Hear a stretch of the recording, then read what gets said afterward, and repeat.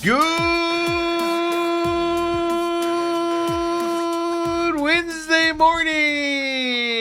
I had an itch right as we went to me on camera. Had to scratch it. Hey, I'm your humble host, Stephen McCollum. Most hosts would have been like, cut it off, delete it. Not this guy. I'm so humble. I let you see my mistakes and everything, folks. Hey, an itch is an itch. Yeah, it was bothering me for right there. I should have itched it long before that. I was fighting it. And then you've got 17-year NFL veteran, 3-time Super Bowl champion for your Dallas Cowboys. And folks, you might think he's getting out of here early today for golf like he does sometimes on Wednesdays. He's all dressed up. He's getting home. He's doing his SummerSlam picks today. He's going to be picking the matches, reading into them, getting ready to go for this weekend WWE action. Dale Hellestrae, everybody. Good morning, Steven. How are you? Oh, broke out the Steven. Yeah, how are you this morning? Doing good today. No Yeah? problems. Yeah, how's the business world out there? Bad today. Yeah? Yeah, don't check your 401ks. Okay. Depression City today. All right. Waiting on the Fed announcement to come out later on today, 11 o'clock or so. Your D-backs first pitch is 9:35. Ooh. Who's looking forward to that after last night? Everybody. They're on a roll, Steve. They're on a roll. A roll of what? Down the hill? A roll of one. The Diamondbacks looks like that. Dale probably won't get this right, but somewhere over in Europe they do this thing where they roll things of cheese down a hill and people chase them. I have seen that. You have seen that? Yeah, that's what Yeah. the Diamondbacks look like right now. They look like they're chasing the rolls of cheese. It's just tumbling as they're going down. Well, Diamondbacks. I woke up this morning. We watched the last few innings of that game yesterday. Felt horrendous for Brandon Pfaadt. Boy, he pitched a gem. Yeah, I know. They get no decision. No, I mean, it's just they came back and won it. Let's give them credit. They came back and won it. But serious questions. Uh-huh. And we're going to talk about this here in just a few. We'll set up the rest of the show. But I just hope to God, I don't hate Seawald. He falls apart. And in the back of my mind all year long, it's like, hopefully it doesn't come. Hopefully it doesn't come. But then it gets exasperated because they keep throwing him out there. It's clear the guy cannot close the game right now. And if it's like 2023, they're just going to be like, here he goes again. Here he goes again. Stop it. Protect the guy, man. You always say you got to protect the players, Tori. Protect Seawald at all costs because the guy can't pitch right now. Don't keep throwing him out there. So protect him. I feel sorry for Seawald because he's going to throw him back out there today. Oh, we're just going to give him the ball again. I don't have Tori. I have what Tori spoke about yesterday in written form because when they're on the road, you don't get the after game conversations and videos like you do when they're at home. But Jack Summers posted what he did say out there, so I do have that coming up. So we'll talk about that here, Dale. We are 1 month away. 1 month from today, Saturday, August 29th. First college football games of the year. Really? Yeah. That's that North. I mean, I don't know who's looking forward to this one, but that's that North Carolina game over in Dublin against TCU. Oh, okay. At least the Big 12 teams involved in it. 1 month from today as well. I'll give you the rest of the lineup for that day coming up. NFL talk, obviously. I've got a move the Cardinals can make that would just blow the fan base away. Ooh. I Let's do it. can't wait to hear it. And I'm going to give props to a guy that I generally don't give props to. I don't think he's a good head coach. I don't like him as a head coach. I think he's good enough to get you to a certain level, but not over the hump. But I'm going to give some props to Kyle Shanahan today after yesterday. Comes out and sets the record straight. I take all my bad things I say about the guy. He did something that when was the last time we saw somebody do what he did yesterday? Yeah. People don't do that. It's easy to point fingers, hide, blame. And I was accusing him of hiding. Folks, he isn't hiding. He ain't hiding at all. He just came out. It was beautiful. Not what happened to him and what he did wasn't beautiful. Right. How he handled it was beautiful yesterday. I might have to become a Niners fan here coming up. You got him. You've got at least some thoughts on on Mr. Jerry Jones. And Well, yesterday was my favorite day of the year in the preseason. Jerry Jones went to the microphone yesterday. And in years past, not every year, but most years, Jerry Jones says stupid things, and you just have to play it and laugh and have some fun with it. He did what Jerry Jones generally does, but in a toned down form. And his son has to like tap him on the shoulder, like, "Okay, old man, settle down," and then take over the press conference. Didn't happen really yesterday.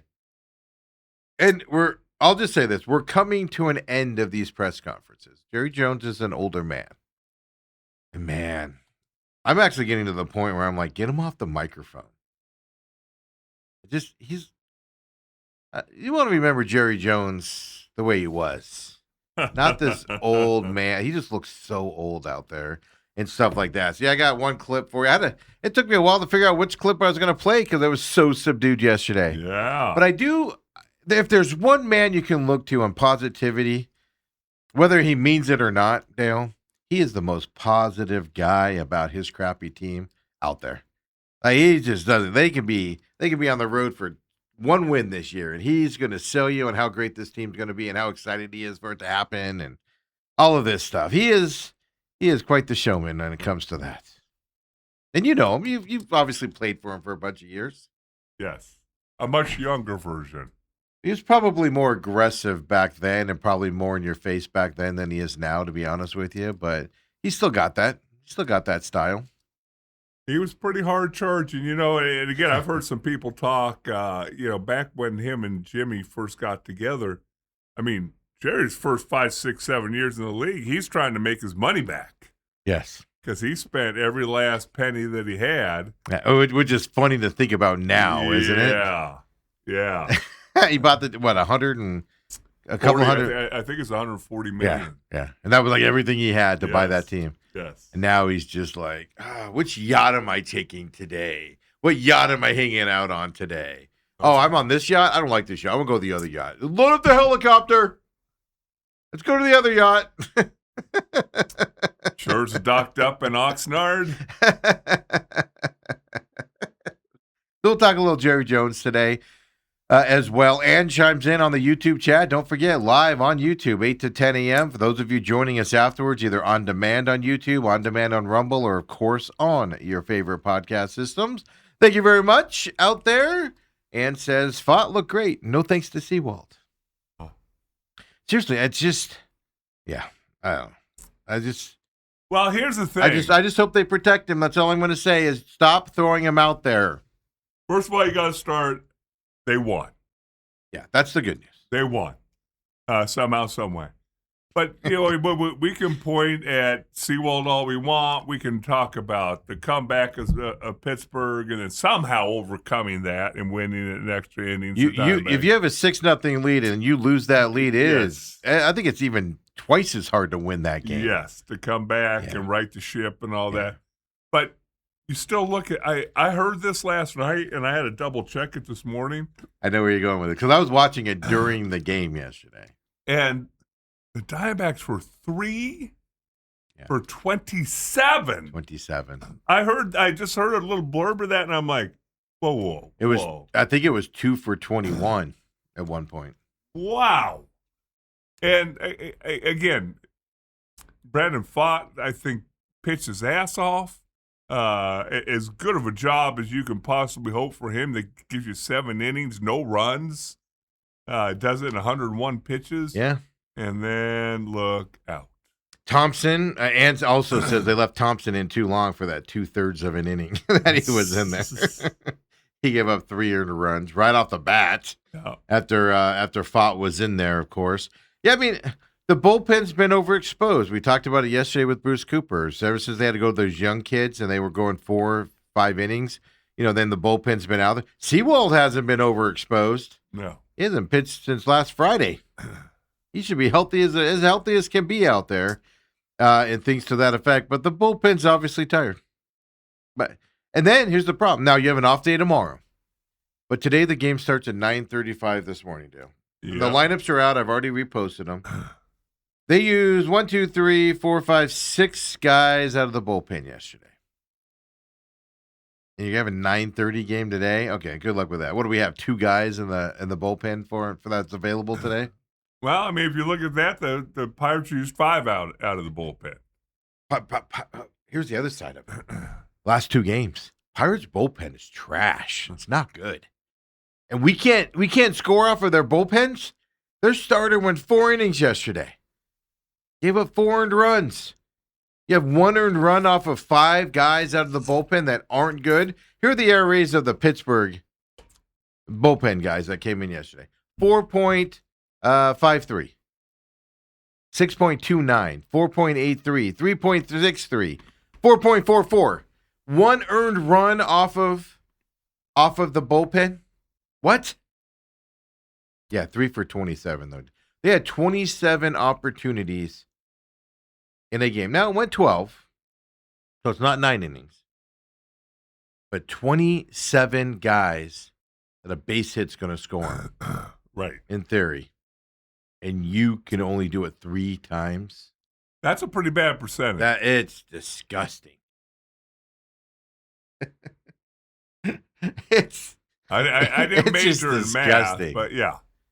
Well, the Pirates were 5 for 19. Yeah. Now.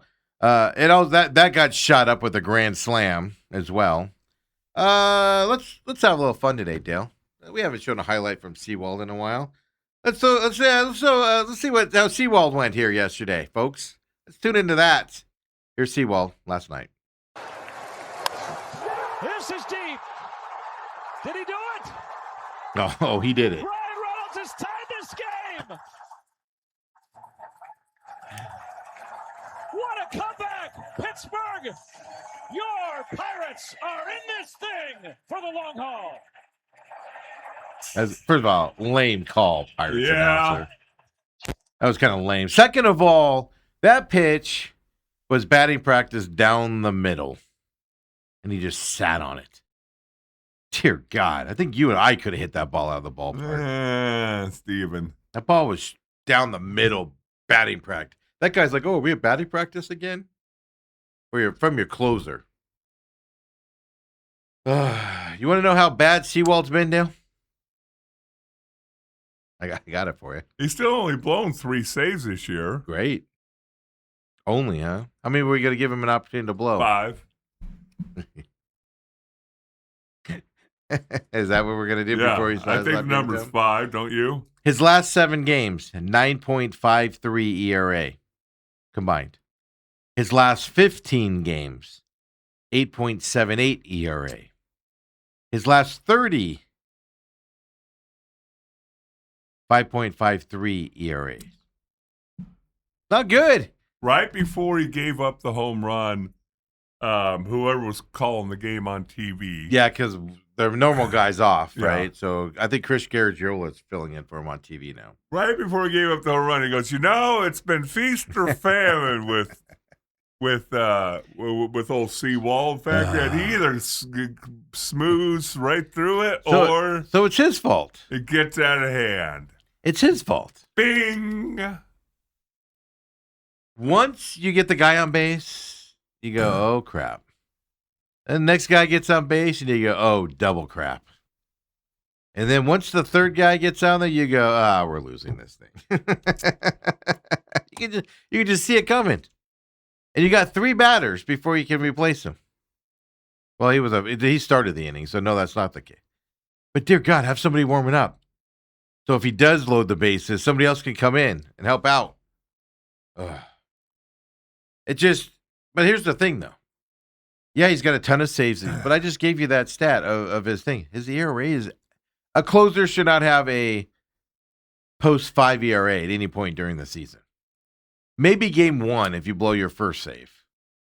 Maybe then you can have a 5. But closers shouldn't be above 2 or 3, folks. No, shouldn't be there. So now his ERA is officially 5.26.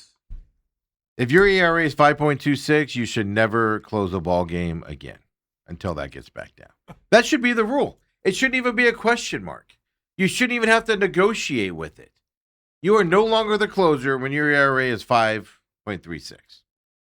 It's not that hard to do. You just go, hey, Seawald, Have a seat, pal. And like I said, protect him. Stop giving him the ball and throwing him out there. At some point, it goes from the pitcher's issue to the manager keep throwing him out there and letting him fail. Hey, Dale, if you had an offensive lineman at whatever high school you're at, right, who just is a turnstile and he can't block anybody and he's not getting better and he's not listening, he's not being able to figure it out, you just stick with him every day, every game? No, you're gonna try and make a change. Yeah. If you have another guy, of course. Yeah. And I think the Diamondbacks have another guy. I like that Carrillo guy. This is the point. I know J Mart's still maybe 3 weeks out. He hasn't started doing any rehab assignments. He's just still throwing whatever in those rehab leagues or whatever. He's going to need some more time here. So you got a little bit of a window. I don't care who it is at this point. Throw me out there. Let me throw the softballs for everybody on that. But even with all this doom and gloom, this woe. Before you get to that, because we're gonna end this Diamondback segment with a positive, Dale, and I know where you're going there. Here's what Torrey. I don't want to go do the positive, and then have to go back to what Torrey said last night. Let's be clear about this. Torrey, I believe Torrey cannot make a move on the closer without the front office signing off on it, meaning Hazen. So Torrey's handicapped right now until he gets approval. Will he get that approval is the question.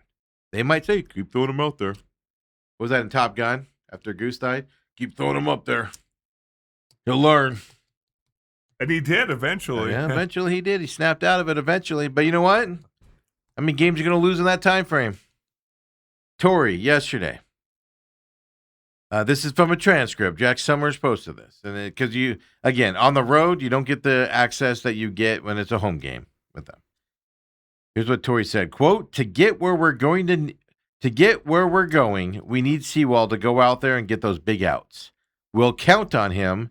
He's going to get the baseball and continue to get those types of outs for us, unquote. You know what he's also going to do? Lose you the game. But I get it. Torrey needs to hype up his guy. This is what Torrey's doing. I know you get frustrated with Torrey in these situations because it's just easier if he goes, this is unacceptable and we need to figure this out. And changes. Everything's on the table. That's what he should have said. Right. What Torrey says, though, is, he's going to continue to be the guy he is. He's going to keep getting us big outs, and we're going to need him. He's going to get better. Oh, and he will. That's Torrey, right? The reporter says, quote, do you plan on giving him the next save opportunity, unquote. Torrey's response, quote, I haven't thought anything about tomorrow. I've got to get through right now. But if there's something that will happen, I'll make sure that I talk it to the right people first, unquote. So does he have your cell? Yeah, well, I texted him. Yeah. Before that ball landed. Which one? That was the Grand Slam. The hell you doing? Is all I texted him. And he responded back with this emoji.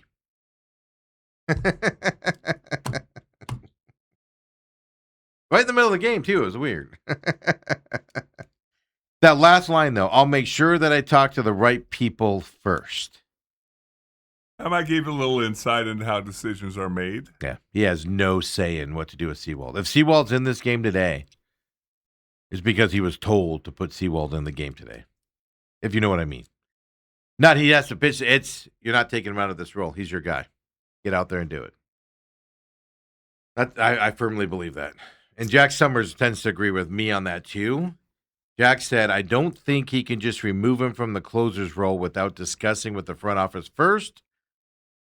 So Jack Summers is on my side of that, where I believe Torrey has no say in it. Right.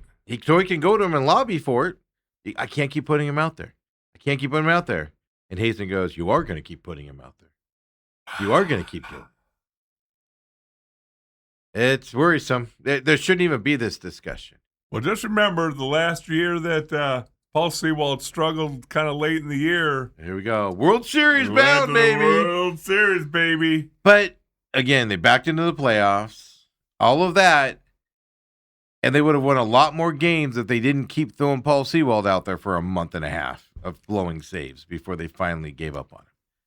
This team has a tendency, like I said, I'm not going to put it all on Torrey because I believe there's other factors involved here. This team has a tendency to let guys work it out. Well, when it's your closer, if it's your third baseman and he's not hitting, it'll cost you some games, but you should be able to get through that with other guys. Sorry, folks, when it's your closer, and here's the other side of it, Dale. He's not giving up bloop singles that are just landing in the right spot. No, these balls are being launched to the moon. They're orbiting the moon and coming back. That's the problem. That's what's more alarming to me. Is these aren't bloop singles. These aren't, the guy just hit a single between shortstop and third. It's good placement. Bad luck for you. No.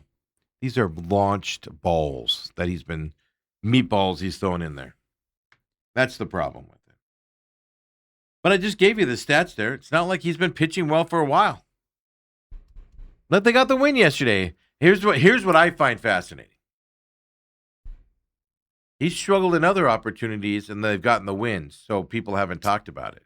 Right. Last night's the first time majority of the people, even though they won, all the conversation is on the closer. Which tells me we're at the point now where it's like, get him out of there. We don't want him anymore. Well, social media, reporters, everybody is now on the side of he can't go back out there. I think the fact that the team can go 3 of 27 with runners in scoring position is not even on the screen as a reason. That's how big this closer situation is. That's you're going down the pipeline where I'm thinking here. So you're thinking kind of like I am. This team has serious issues. Yes. We focus on the hitting all the time here. Nobody's talking about the hitting today. Everybody's talking about one thing. That's your closer. If that doesn't tell Torrey and Hazen you've got to make a change, I don't know what will. Because today the conversation should be the hitting. Yes, your closer gave up the thing, but you still won. That has been swept. That gets swept under the rug so quick. Yep. And it ain't being swept under the rug today, folks. Last night, I thought it was just because it was in the moment last night that I saw it. Folks, it's continuing this morning. I loaded my little Twitter thingy here, and it's just Sewald needs to go. Add closer to your buy list. All of this stuff on there this morning. People woke up angry. Nobody's talking about anything that happened in this game. If you did not watch this game, you think nobody's talking about the fact that why aren't the Diamondbacks challenging bad pitches? There was like 4 pitches in a row yesterday during that game that were outside the zone. And not one person challenged it. We could be talking about that. Nope. Everybody's focused on one thing. That's alarming to me. And the Diamondbacks have a history, Dale, of ignoring the outcries until it becomes so overwhelming they have to act on it. Protect Sewald. Don't let him go close another game. Can't do it. Put him in the 7th inning. Have him blow the 7th inning. Have him blow the 8th inning. He cannot close a game in the 9th for the time being. He can't. Protect him, Dale. He's pitched so well this year. And it's falling apart. And that's the other side of it. It's not like this just happened yesterday. It's been leading up to this. He hasn't been well the last couple of weeks. There you go. I don't know. Before we get to the positive. You're trying to put it off. Before we get to the positive. You're playing the teams you're competing with for a wild card spot. Mm-hmm. And you're getting embarrassed by them in embarrassing fashions. Your starting pitchers are pitching well. You're not getting the wins because of your bats. Yesterday, you didn't get wins because of your bats and Paul Sewald. That's the other side of it. Everybody's lumping on to Paul Sewald. Yes, you had the win in hand when he went out there, and you should have won that game. 100%. But I also am not going to ignore you're not getting timely hits when guys are on. 27 opportunities of guys in running scoring position, folks. A base hit gets them home in theory. 27 times, and you converted 3 of them. That's a huge problem also. So you can't ignore. We're all going to because it was Sewald yesterday. All right, Dale, what's the positive? Well, having just listened to Steve for last 5 minutes, Well, you would think you were on it too. You would think that the Diamondbacks were the Colorado Rockies, sitting there 14 games out of a playoff spot and all that, and yet you wake up this morning, the sun comes up, it's going to be hot in Phoenix, and there's your Arizona Diamondbacks, 1 game ahead of the Pirates. Well, throw it up, Ethan. You got a call for it, Dale. There you go. Firmly in third place spot of the wild card race. Steve, do you realize with a win today, they clinched the series against Pittsburgh, so the tiebreaker. Yep. And you very well could be tied with the Phillies for the second wild card spot. Yeah, Dale. But if you put Seawald out there, you could also be tied in a 3-way tie for the last playoff berth spot with the Pirates and the Nationals, who you just got done playing, both of those teams. Yeah, you win today, you win the series against the Pirates. Yeah, but if you lose, you're tied with them and the Nationals if the Nationals get a win. I do find it funny, man. Diamondbacks were 6 games above 500, playing well. Won 8 of 12 or something ridiculous like that. Just dominating 10 of 12, dominating 6 games above 500. Look like they're going to go on this run, and you just got to get closer back to 500. You just can't get the rope just pulls you back. Like I said, they got last night feels like a loss, but they got the win last night. I wonder how many people turned the game off. Keep it up for another second here, Ethan. I want to talk about something else. But I wonder how many people turned it off and Seawald blew it. Like, they're not going to win this now. But I will give them that credit. To come back in that situation is huge. Yep. Your closer blows the game, and you're just sitting there, and you got to fight back to get it back into that. You go to 12, and you pull out the win. That's phenomenal. And then, remember, they lost 10th inning the game before, so it's not like they're getting blown out by the Pirates. Right. But here's the other problem. By playing this way, 2 things are happening. The Padres have won 4 in a row. They're making a run back into this conversation. Marlins, who lost 14 in a row after their amazing July, are sticking around as well. Cardinals are fading. I expect the Cardinals to keep fading here as well. But you're leaving these teams in the conversation. You're not putting distance to where they have to fight back into it, right, to keep going, and things to that effect. Now, you get a day off tomorrow. Get up there and win this game today. Starting lineup is out, but you're allowing teams to stick around, and that's not good. But you are correct. They can literally. Phillies are sucking. Lost the last 2. They weren't good against the Yankees over the weekend, and things to that effect. They're scuffling just like you are a little bit, up and down, up and down, up and down. Problem is you have 5 teams scuffling for 2 spots. You got to keep fighting. You got to keep fighting that out there. That's where you get frustrated. That's why you can't keep throwing Seawald out there. You don't have a margin of error here. Well, imagine if they built up a 10-0 lead. Then you wouldn't have to see Seawald. They had a 6-0 lead. And what's amazing is with that, it gets Ryan Thompson completely off the list. And he's the one who gave up the first 3. Well, that's issue. Yeah, you almost forget about it. If he goes out there and has a clean inning, and all of a sudden you're in the. I did see a lot of people last night say DFA Thompson now, and get another reliever up here. But you don't even bring him up. I know.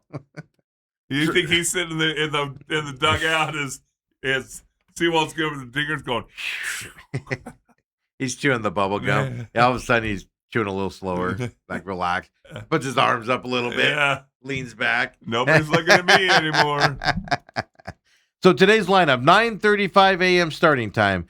Carroll leadoff, Perdomo second, Moreno third, Marte's DH today at 4th as well. I'm actually surprised he's in the lineup, to be honest with you, after the late game last night there. So he's in the inning. Kepler left field, Arenado next up, and then Tawa, Vargas, Barossa center field today, and then Rodriguez on the mound. Where's Waldschmidt at, man? Come on. Dude's been making plays in the outfield. I know. It's lineups, it's matchups, and all of that nonsense, but Well, I know. Let him rake. Hopefully, Erod can regain some of that magic from the first half of the year. Dale, if he could pitch better than Fott did yesterday and still lose the game, apparently. He can go 7 innings, 0. He can go 8 innings, 0 earned runs. It's not what your starter does at this point. He's got to pitch nearly perfect. Isn't it weird? We're sitting here, 80% of our conversations have been negative. I know, and they're still in the hunt.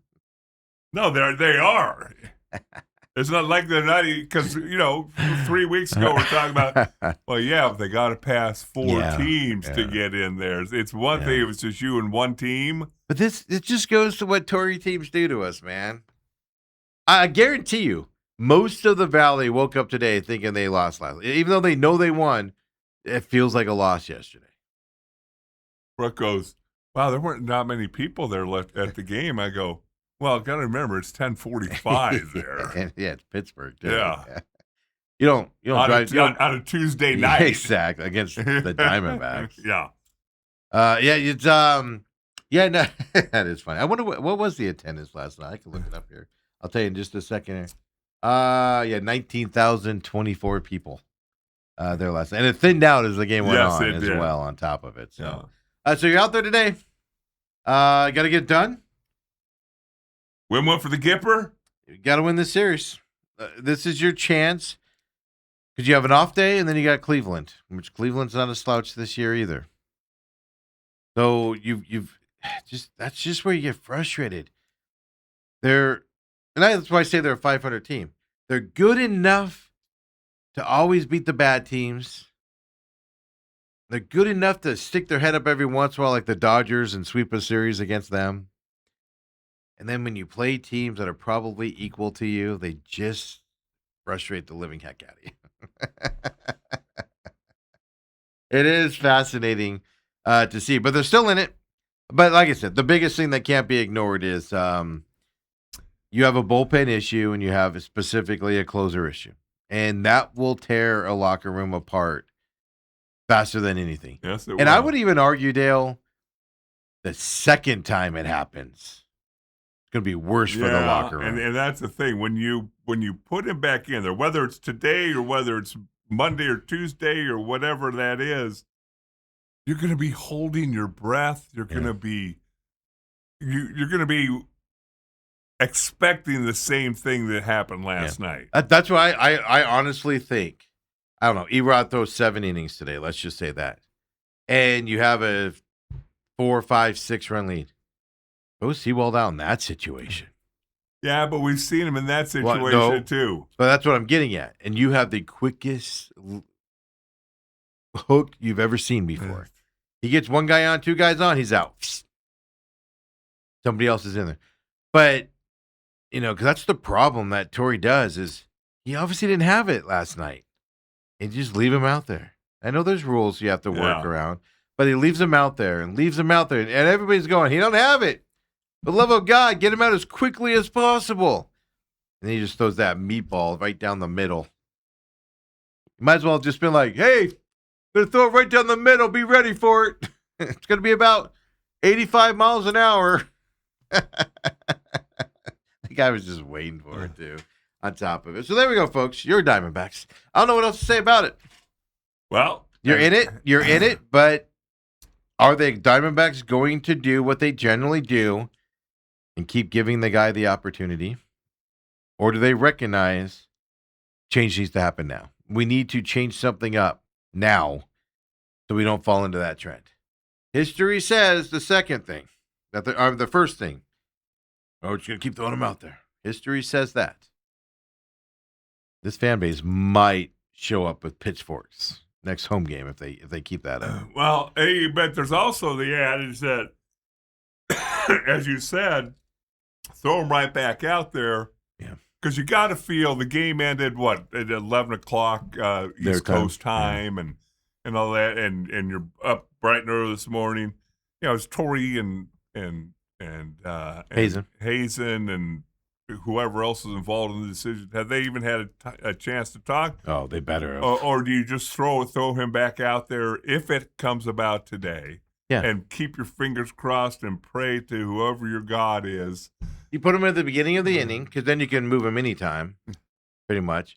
You don't put him in halfway through the inning. But that's the thing. You just put him out there. If you see any sign. That's what I'm saying. Hey, 2 guys on, you're out. Oh, yeah. You're out. If 1 guy gets on, you might be out. I'm like, all right. But you still have to face, 3 batters? I think it's 3, yeah. So you have to. You just have him intentionally walk. Exactly. Yeah, you walk the 3rd guy so he can get somebody else. But I'm not saying we give up completely on Seawald. I'm saying he can't go in there to close out a game. I try to put myself in the mindset of Seawald as an athlete. And the fact is, he's got to know he's struggling. Does he know why?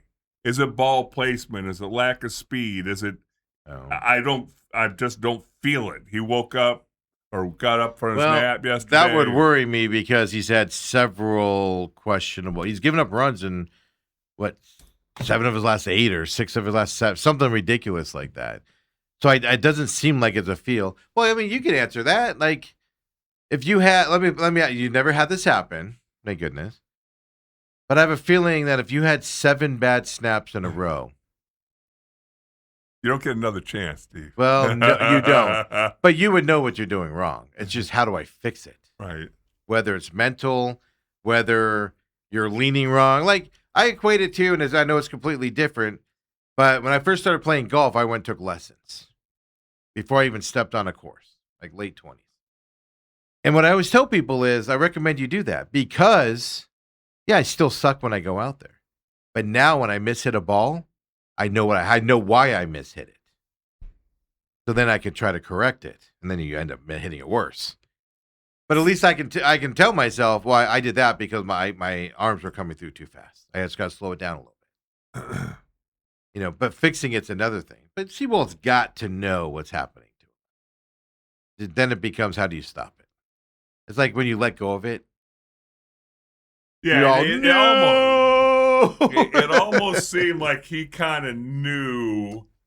I don't know. I was watching. It was one of the 2 home runs. Yeah. Well, I could tell you this. One of them, he turned around instantly because he knew it was gone. Yeah. Yeah. I don't remember which one it was either. But no, they know. They know their bodies. They know their techniques. It's same thing with the starting pitching. That's what cracks me up. Like, starting pitchers know if they're dropping their shoulder, and that's why their pitchers are going wild and stuff. It's just they can't stop doing it because they're tired, and stuff to that effect. And they know what they're doing. It's just stopping it. But the bigger thing with the closer, 99% of closer mentality in my eyes is just mentality. Mm-hmm. I'm going to come in here, and this is my ball. You're not touching my ball. And if you don't have that confidence, I don't know if you can perform as a closer. Because those batters. Because the one thing about the 2 home runs last night, it wasn't like somebody hit a eye level fastball, tomahawked it out, and went.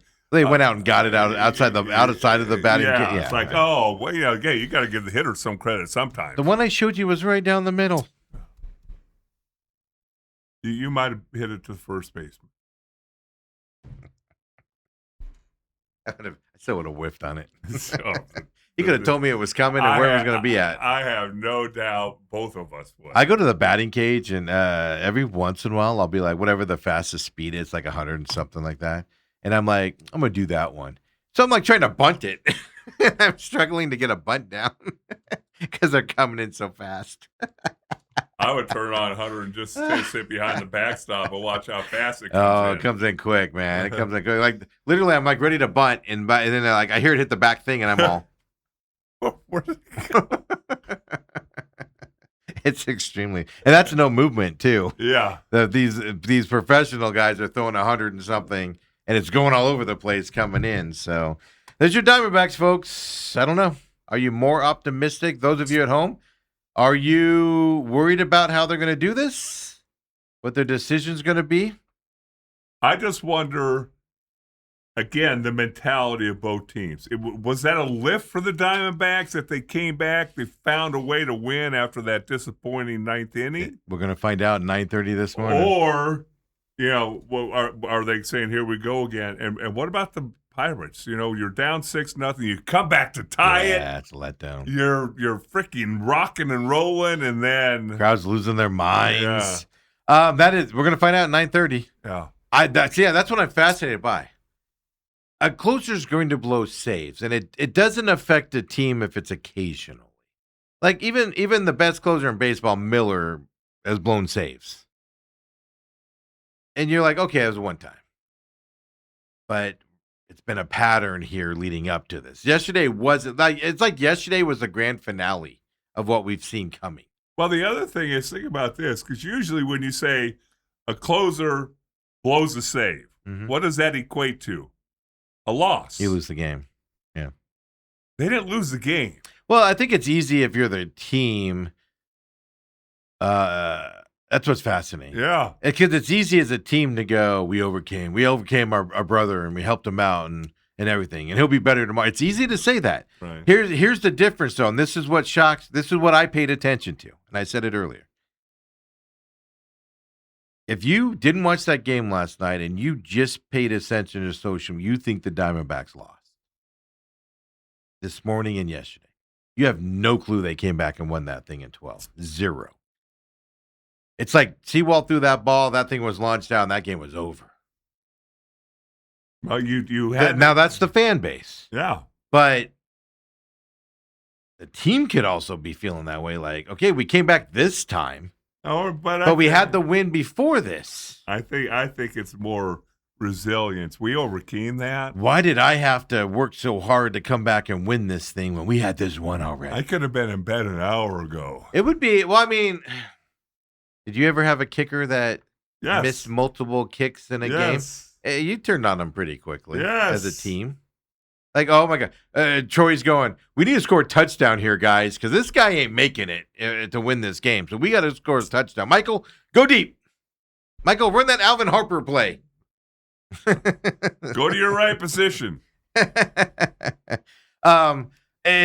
So even if you go down and win the game, after, let's say he misses a field goal to go up and your defense gets the ball back and then you go down, score, and you win the game. And it's happened a few times. Are you going to that locker room going, we overcame that? Or are you going to the locker room going, we were lucky to win that because our kicker over here sucks donkeys. And we're working too hard because that guy should have won it for us 10 minutes earlier. To me, it comes down to if you win.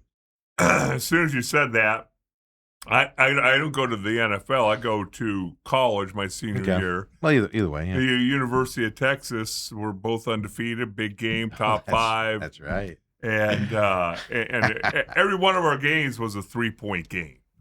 And we had 2 long drives in the first half, 12-play drives. We ran the ball a lot. Ended up getting stopped on third down, had to kick a chip shot 20, 25-yard field goal. First one misses. Now, I'm walking off the field. I glance over. I don't say anything to the kicker. It's hot, the long snapper. Steamy. Yeah, the long snapper. You don't go. No, good try, man. We'll get him next time. No, I said nothing. But then almost the same thing happened in the second quarter. Yeah, and the linemen are getting tired. You're out there 15 plays. Yeah, that's a long time. That's why it can change. And then he misses another chip shot, and we're walking off, and I look over at him, and I thought he had a little grin on his face. It's probably the only time I ever ripped into a kicker. You little. Yeah. Bleep. Yeah. Bleep, bleep, Yeah. bleep. Yeah. I got to go find that film. Yeah. Was that the Texas game? I got to go find that film. And we ended up losing the game by 3 at the end. So that hurts. Well, that's why it changes. And I know football is a different sport than baseball. But, Marte can't be happy. He's having to play into the 12th inning when it should have been over after 9 and things to that effect, and it's like, man, we worked hard at this. But like I said, it's not that that was his first time. It's been leading up to it out there. But they've lost the other ones. I'm trying to, I know they had to come back after a blown, where a relief pitcher did it. But I think you're right. I think on all the blown saves for Sewald, I think I think they won another one, but I think most of them they lost. I'm thinking, and I don't have it off the top of my head, folks. I think there's another one where Seawald blew it, and then they won it after that. Other than that, most of the time when he blows the save, they lose it. Right. And stuff like that. And, I thought for sure they're going to lose in the 10th inning. I thought with momentum and everything. And that's what impresses me the most.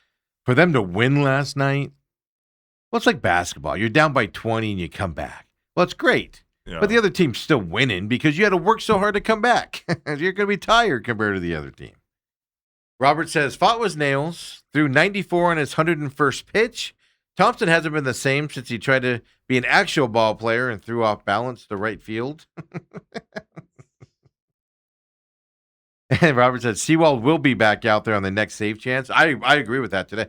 If they have a save chance today, I'm just telling you guys, turn it off because Seawald's going to go back out there. Win or lose, he's going to go back out there today. Robert says the brain trust, and that's in quotes, has to get together before any decision is made. And this is a terrible way to run a baseball program. It's being run by the executives, not the people in the dugout and stuff like that. My opinion is everything on the field should be manager. If you wanna be in charge of lineups and you want to be in charge of if Marte gets a day off after he's in the lineup and you want to do that as a GM, okay, fine. Once the game starts, if Torrey doesn't want him to go in and close, then Torrey can make that decision. I think it's terrible, right? If the GMs are making those decisions as well out there. Robert says it should have been 2 for 27. He said that was not a hit by Carroll in the second inning. I forgot about that. We can talk about that. But, I mean, they have a challenging pitch problems. That's manifested itself recently. I covered that last week. Right. And then, like I said yesterday, there were 4 pitches that could have been challenged and won. And nobody challenged any of them there earlier in that game last night as well. So, Autumn says, I very rarely get worked up watching a game. Come on, Autumn. You're talking to me here.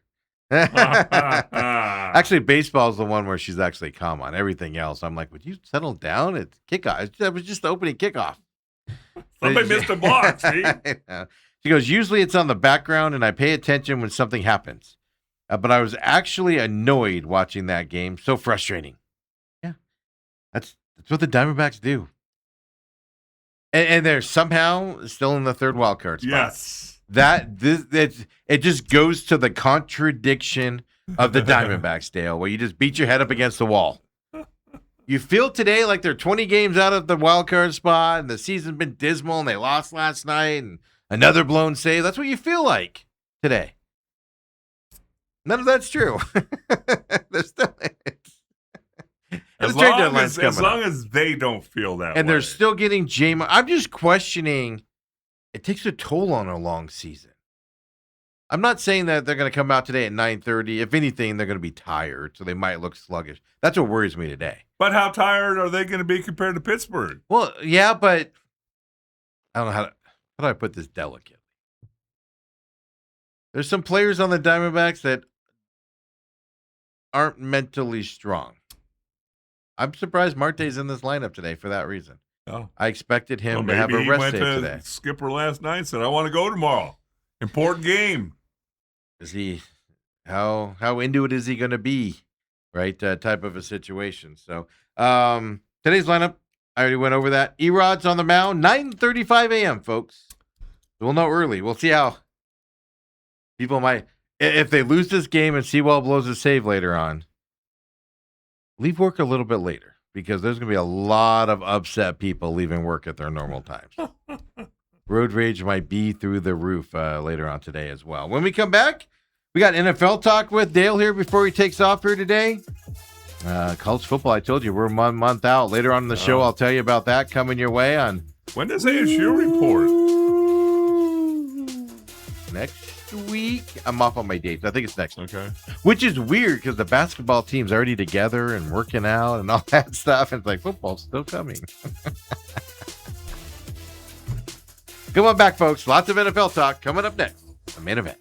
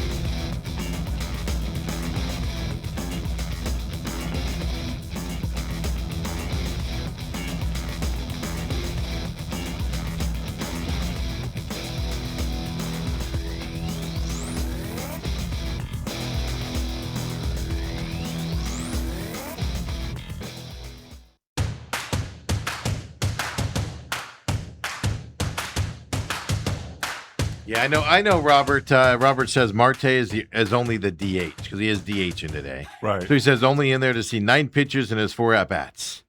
You think he's going to get to 9? He has that tendency to go up there and swing at the first pitch these days, as well. Well, I get it. He's DH. But like I said, you got to be careful how you phrase these things around Marte because the Marte lovers are going to freak out on you. I get it. He's only the DH, but still, that's having to stretch out, sit on the bench, get ready to go to bat. Surprise. Maybe it's turning over a new leaf, Dale. That's all I'm going to say. Hey, at football news, thank God we're not the Atlanta Falcons. We can talk about quarterback problems. They just reported, literally just reported, Tua, who's their quarterback, folks, he's on that team now, has a minor injury that has flared up. Yes. What, driving to the facility? Is that when it flared up? Maybe he turned wrong. Do you ever, meaning turned left instead of right, and his leg injury flared up? He got his shoes out of his locker. Now, Michael Penix Jr., knee injury, he's not fully prepared for full team work. His injury, obviously, he's still recovering from last year's knee injury and stuff. So the Atlanta Falcons, QB1, starting camp today, Dale. Jack Strand, QB1. And then they just signed old Cooper Rush. There you go. To come in and run camp for them. They have no quarterbacks to run camp because they're 2 quarterbacks. Boy, it's going to be a fantastic season for the Falcons this year, isn't it? And then Bijan Robinson sitting out. He's a hold in as well. He's due for, he can be upgraded. He can be extended this year from his rookie contract. He's a hold in as well. And so's Gibbs, who was just traded as well to Houston. Is that where Gibbs went? I believe. Unless it's not Atlanta, is it? No, they did not sign with Bijan Robinson. I was going to say, it's got to be Houston, I think, is where he went. So that's where we are. But then, what a disaster for the Atlanta Falcons. Like, we can argue all we want about Jacoby Brissett signing and all of that. Actually, Jahmyr Gibbs still in Detroit. Oh, Gibbs is in Detroit. Oh, they traded Montgomery. Yeah. That's right. I had him backwards. Okay. Yeah, I was looking over some defensive stuff, and they're saying the Detroit Lions defense is scheduled to be second hardest defense in the league going into this season, by the way. Huh. 4th place team, folks, last year. Yeah, not your typical 4th place team. I know. I only laugh because I was like, oh, Cardinals have 4th place schedule. And they got to play the Chiefs and the Lions on top of their 3 division teams as well. Aaron Darnold is not going to be signing and playing with the Rams this year. I don't think so. But we'll get definitive answer here coming up. And definitely not first 2 months of the season. No, they're if they're going to sign him, it's going to be for a playoff run at the end. So it's interesting because I was reading about this. It's not like they can just be like, all right, you're back. They actually have to figure out, because he retired under contract. You have to close that. You can't just come back. You have to close out that contract somehow, come to a deal and everything to close out that contract and then give him like another 1-year deal or something.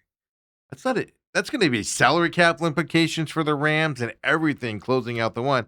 The other reason why we're going to find out if he's going to come back or not, it's going to be a question unless Bucks defensive tackle Vita Vea, as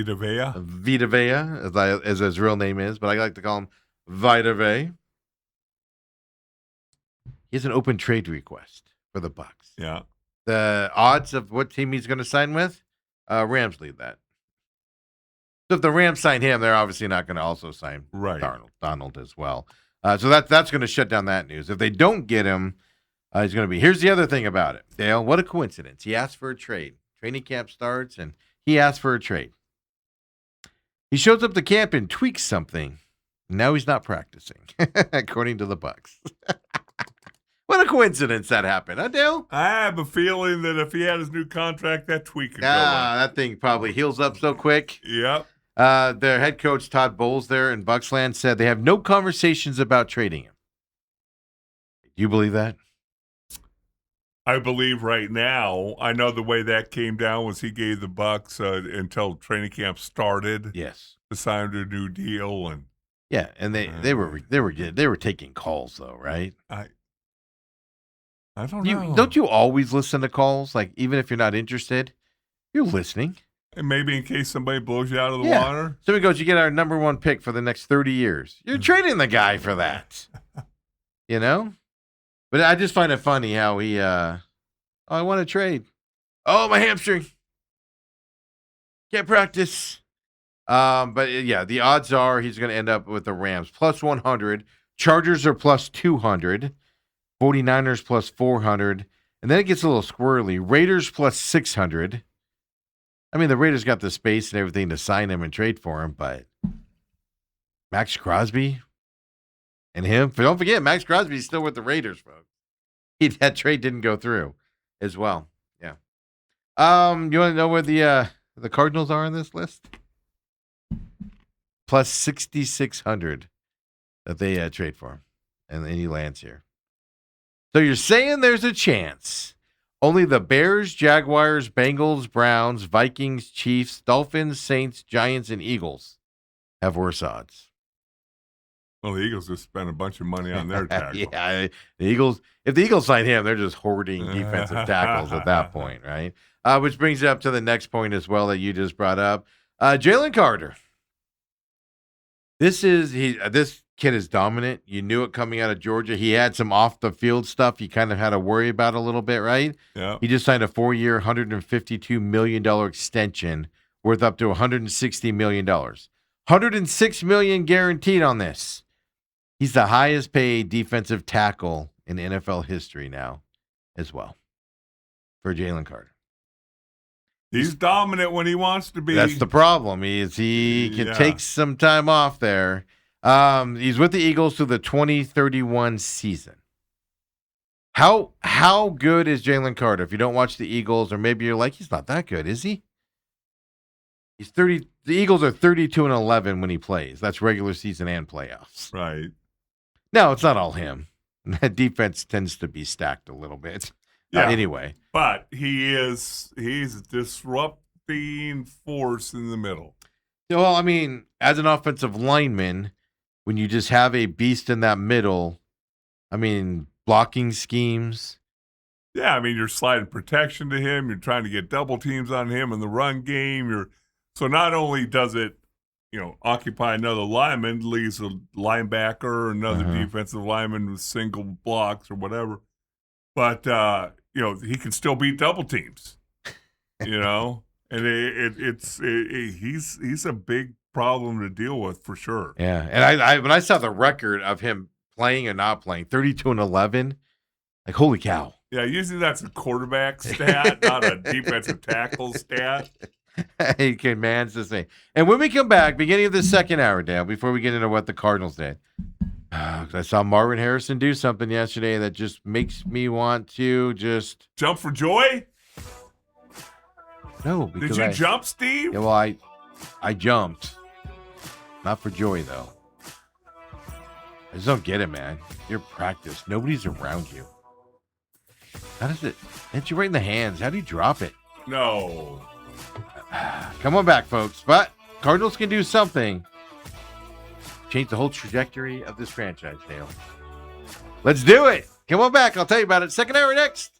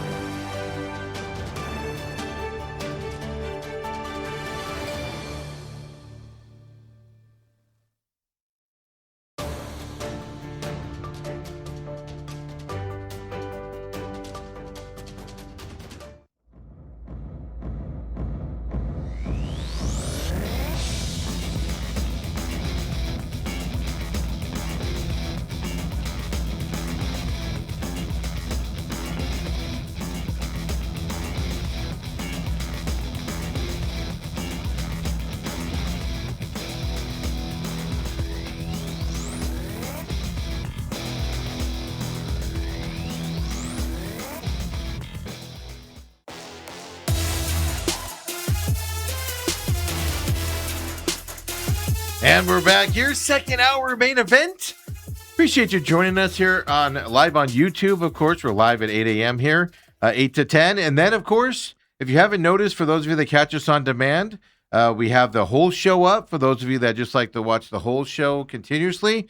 And we've started putting up over the last couple of weeks, like part 1 and part 2, or hour 1, hour 2. For those of you that can only watch a little bit at a time and on demand. So it's up there as well for you on the YouTube page. We're just trying to be accommodating as possible for y'all out there as well. I know. Well, it's anything because it's all Dale's old friends going, we can't watch a full 2 hours. We have to break it up for him. It's like just like dinner. We got to mash it up, feed it to him as well. Don't forget, we do have a text line, 623-252-6670. Of course, hit us up also on X if you'd like. For those of you there, if you don't want to join the YouTube chat, you can hit us up on X. Anytime you're watching or listening, hit us up there as well. And, oh, Dale. Steven. It was a great day for you yesterday. You know, most people look at Arizona sports and the extra innings, the blown saves, things like that. Now you're going to talk about your boy Fitzgerald Light, Marvin Harrison. And the good news is I'm going to save some money with that Hall of Fame speech for Marv. Oh, yeah. Because you said you're going to fly in. I won't be going to that. There won't be one, so I don't have to worry about it. No, in all seriousness, receivers drop passes, folks. They do. And it's practice. And it happens. It's just when that's your MO and that's your question mark, every drop pass brings up questions, and not just with teammates, not just with fans, but I'm sure it affects you even more. Like, oh man, I just dropped that. If you don't know what I'm not going to play the video because I don't know if it's who did it or whatever, but they're running some crossing patterns, and his defender dropped off him. His defender wasn't on him. Ball was put perfectly right in the numbers, straight to the ground. And it's just the more that it's happened. Now he's had a couple of those, and like I said, it happens. Carson Beck's not throwing the ball downfield at all. He's doing 5-yard patterns. Dale, he's missed captain check down right now in camp, from what I've been seeing, and stuff like that as a rookie. So you're going to have those types of things. It's just when that's your MO, you're expected to have a big season. It's just like we talked about with Seawald. You have a shorter leash. And if you're dropping easy balls in practice, it's easy for people to be like, here we go. Kid can't get it. Kid can't figure it out. And you can't tell me, I know you professional athletes like to pretend that you're all invincible and nothing bothers you. But you have bad games, man. That can affect you. Bad quarters, bad plays, that can affect you. Yes, it can. Now, correct me if I'm wrong, but wasn't yesterday the first day in full pads? Yes, it was. Nobody was on him, though. Like I said, it was. But I'm saying you're wearing shoulder pads. Yes. Which is different than catching without shoulder pads. Yeah. Obviously. Duh. Oh, I mean, that's true. But a lot of times you can catch the ball with your body. Yeah. He had his arms. I did pay attention to that. He had his arms out. It didn't hit his body. He had his arms out. So it wasn't one of those body catches he liked that bounces off his pads and falls. It wasn't like that. It's just, obviously everybody's watching Marv. No doubt about it, and stuff like that. But everybody drops practice balls. It happens. But he's just one of those guys that, hey, if it's a little overthrown and you drop it, okay. If he's got to go down and he doesn't get it, okay, it's early. Man, this was just a standard route. And I'm not going to lie to you. Maybe I made it up in my own mind, Dale, but I thought I saw some shrugging of shoulders afterwards. Some body language stuff. Maybe it's me mentally seeing that. Maybe you were shrugging your shoulders so it looked like everybody else was. I saw it and I went, okay. All right. So it's something being watched. You got to worry about the confidence, more what I'm getting at. Now it's early in practice, so maybe he's trying to figure out the routes that he needs to run as he's learning the playbook, Dale. Maybe that's it, right? Catching the ball for a guy as talented as Marvin Harrison Jr. should come second nature. Yeah, if it's anywhere near him. Yeah. If it hits you in the hands, you should have that. And it wasn't like he caught it and then was looking upfield too early. It wasn't like I know I would just say away from the mic, but it wasn't like that at all. It was just brutal. And it's like I said, anybody else does that, Dale, and we're all gonna go, I dropped one. All right, cool. That's the problem with it. But the Cardinals have an opportunity. They need to be on the phone yesterday. What'll it take? The Bucs and quarterback Baker Mayfield, they're expected to end contract extension talks. The plan now is for Mayfield to play this season on his final year of his contract, scheduled to become a free agent in March.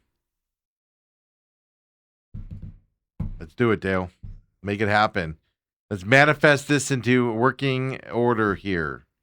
How many years does Baker Mayfield have left? I would think probably at least 5. Yeah. Let me put it this way. Is there anybody upcoming in this draft that you think is going to have a Baker Mayfield type career? Now, you researched it. Don't get me wrong. I mean, it's possible. Arch Manning could possibly have one. Baker Mayfield's 31 years old. Oh, he's got 10 years left. Come on. Easy. He's going to play until he's 45. He's a little bit more physical than Tom Brady was. Yeah. I'm just saying. I'm not necessarily saying trade, although I would like to see that. Free agent next March. Start signing up. Man, nobody in the draft is going to be Baker Mayfield, if you catch my drift. And I'm a big fan of signing guys or trading for guys or getting guys that you can't find in the draft, right? I'm telling you, Dale, wouldn't that be the move that now we're talking Cardinals. I'm dreaming a little bit because we're talking Cardinals. Dreaming is free, Steve, as But they wouldn't say. play Jacoby Brissett $15 million to start for him. What makes you think they're going to pay what Baker Mayfield's going to command it? 40, 50, $60 million. Yeah, see, Baker to me is kind of a little bit of a confusing thing because, yes, he's definitely a big-time upgrade. But is he a $50 million a year quarterback? No. I see, I'm with you. I love Baker Mayfield. Yeah, I do too. But then I'm like, yeah, is he that good? Yeah. I agree with you. I agree with you on that. But he's way of an upgrade. He's better than anybody you'll get in that draft next year. But that's the other side of it. But that's your problem. Even if you're going to draft somebody next year, what did the Raiders quarterback just sign for? It was a lot, $47 million a year or something like that. I forget. Mendoza. Let me look it up here real quick. Oh, Mendoza? Yeah. No, not No, 47. I mean, not a year. No. I think it's Put Carlos Mendoza. no 40 in the 40s, but that's for 4 years. Yeah, it's for the 4 years Yeah. contract here. Yeah. I'm just going to look it up here. Okay. $57.27 million, 4 years. Yes. Fully guaranteed.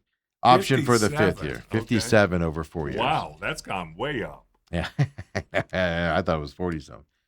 So that's what I'm saying is if you have the 1 or 2 pick, that's what you'll be paying roughly, a little bit more, but you'll be paying around that over 4 years. So it's a better deal to have a guy on a rookie contract. But Here he can play. But do you want to win now or do you want to possibly win if the guy works out? Dale? I'm going to argue. How are you going to argue this? The Cardinals, in 2 to 3 years, the Seahawks are going to be coming down. The Niners are going to be coming down.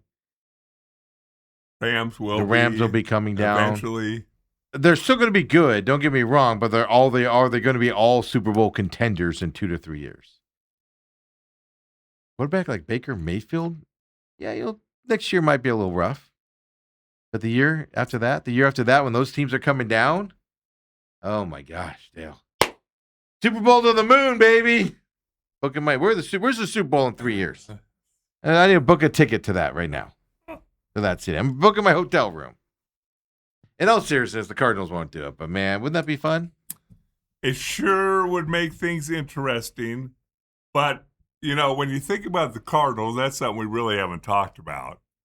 I mean, honestly, if you're an executive with the Cardinals, and you're sitting there right now. You know Seattle's much, much better than you are. Mm-hmm. You know the Rams are much, much better than you are. You know San Francisco's much better than you are. Mm-hmm. I would go Rams, Seahawks, then Niners, in my opinion, if I was ranking them today. Yeah, Super Bowl champs, it's hard to repeat and all that, I understand. But Well, those three offensive coordinators, I think it's going to be a big problem for them. And those three vary from much better than you to much, much, much better than you. Yeah. So you're not even in the same And then you're looking world. at next year where you're going to have $150 million salary cap room, blah, blah, all those things. Yeah, I don't think I bring in Baker Mayfield. With your expectation, you're bringing a rookie quarterback next year. You're not vaulting up into a playoff run next year or the year after that. Come on. Quarterback's still learning. Arch Manning's going to win national champion this year and a Super Bowl's rookie year. Man, this team's poised for a good veteran quarterback to come in here for a few years and dominate. With the salary cap you got, but I already told you guys, I took the over for the Cardinals, over 3.5. I took it. I think they're going to end up around 5 this year. 5 wins. You took and you put all 250 on that? $10. My preseason bets are $10. My regular ones are 5. I should probably switch that, to be honest with you. Yeah, because right now they're holding your $10 hostage, Steve. And I should probably switch that a little bit. Hey, the last thing I want to do before you take off here, Dale, is Kyle Shanahan, and I'll talk more about this after the break, but I wanted to, have you make fun of me a little bit here. I mean, Kyle Shanahan, like I said, is not as I'm not judging him as a man. I just don't think he's a great football coach. I think he's a really good one. I think he's a really great offensive coordinator. I think as a head coach, he's just not going to get you to the promised land. He's going to get you close to it, and then not get you over the top there. But yesterday he impressed me. If you don't know what he did yet, he was in this car accident. It was quiet. We've been questioning it.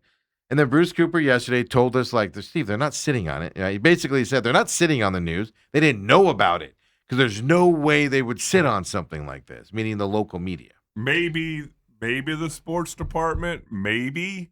But he said. The regular one. That's a story. Yeah. But the story got even bigger because then we started seeing reports of he was on his phone when the crash happened. There was a report from the police saying that the 21-year-old kid was at fault. The police didn't clarify that up. This is how great of a person and human Kyle Shanahan. He almost lost an eye in this. Mm-hmm. He almost killed somebody else because he was fumbling for his phone while driving. A lesson to everybody. And if you haven't driven in Palo Alto area, folks, it's very windy roads. It's not like here where they're straight and stuff like that. He went in front of the media yesterday, described the events of the wreck. He went out and clarified right up front. Folks, this accident was my fault. What he said. There was no, that kid was swerving. No. This was all my fault. My phone fell between my seats. I was reaching for it. When I looked up, I swerved over and hit this 21-year-old kid's SUV. And that. Right off the bat. Took toll. The police reports were wrong. This was my fault. I was on my phone. For somebody to do that in this day and age, it stood out to me for 2 reasons. One, you don't see that type of talk anymore. People tend to, oh, yes, I went across the line, but, I was on my phone. They lie about it. He's just like, nope, I screwed up. Right. And I almost killed 2 people because of it and stuff to that effect. It wasn't a boy. I guess it was a 21-year-old girl as well. Right. Stuff like that. But for somebody to do that, to me, just shows you what type of a human being they are. So, the quietness of it, I put him more on the 49ers in the NFL than I do Kyle Shanahan because he's not going to put something out. So I do question why it was hidden. But at the same time, it was hidden. Let's face it. It was hidden because it was his fault.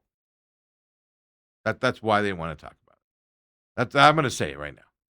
But he showed up, went to the media, and flat out said, folks, this was my fault. I was reaching for my phone, almost killed both of us. Completely my fault. Took the blame for it, did all that stuff. You just don't see that anymore. And that's fantastic what he did yesterday. Not the accident, not digging for the phone, just taking the responsibility of it. It would have been easy for him to pass blame, not want to talk about it. He did the opposite. So I've got to give him a ton of credit in front of Dale here, since I've been pretty much bashing everything, being hidden and all that stuff for the last 2 days. Yeah, it's interesting because I didn't even think. I thought more about the way that you thought about it, as far as there's a conspiracy. They hid it, they buried it, they did. But when you talk to Bruce, who's been in those meetings, Yeah. In terms of the media yeah, stuff. this is not a Bruce Cooper, the sports director kind of thing. This is a Mark Curtis, the anchor. They lead with story accidents like this every day yeah. on the news. There was a bad one up by my house over the weekend on Saturday. Man, I think it was Channel 3. Had a blip up on Facebook within 3 seconds of it happening. I swear to God, it just happened, and they had a little freeway closed, possible fatality. And they live for this stuff, the news people do. And for it to be kept secret is still a question. That and a cloud.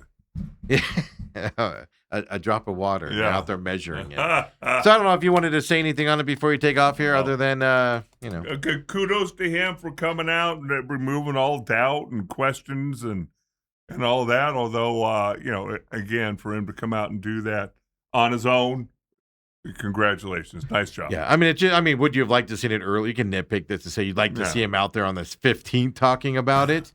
But his vacation, he was seriously hurt, folks. Yeah. He has a major concussion, and he's still dealing with those effects. Yeah. He almost lost his eye. This wasn't a small wreck. No. So I don't expect him to be out there, but like I said yesterday, where was the press release from the Niners? Coach Shanahan was in an accident. More details coming. He's in the hospital. He's safe. He's going to live. Whatever deal. Dale's going to go play some golf. I'll talk more about that. We'll talk college football here 1 month from today, folks. I'll set the stage here. The great North Carolina, where they're going to be under suspension. A lot of their other people are going to be under suspension if they keep rolling the way they're rolling here. All that and more is coming back. Main event.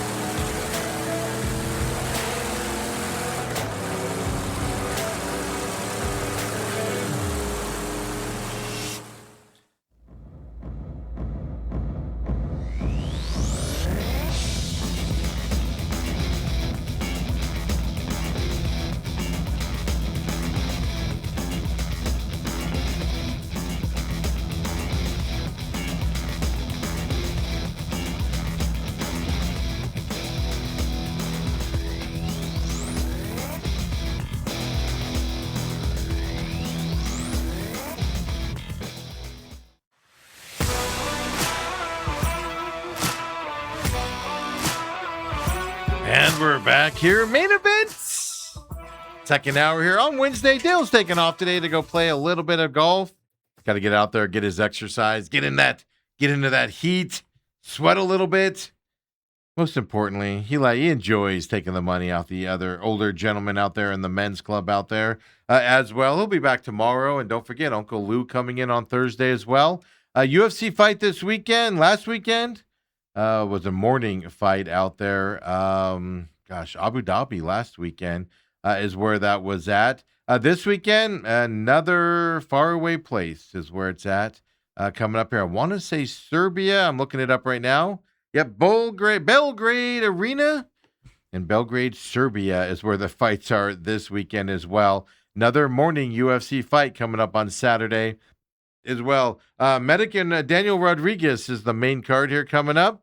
Navajo Sterling's in this fight. We've talked about him in fights before as well. I'm looking to see really quick while I'm talking about this. Is actually, I think, at least for names that I recognize, some pretty big fighters here that I've heard of as a casual guy here as well, coming up into this fight this weekend. So we'll talk that with Lou, of course. Maybe he's got some NFL stuff for us as we're getting closer, and Hall of Fame game just a week away as well. But Serbia this weekend, 10 a.m. will be the main card on Saturday morning. So an hour later than last weekend, which the main card started at 9 a.m.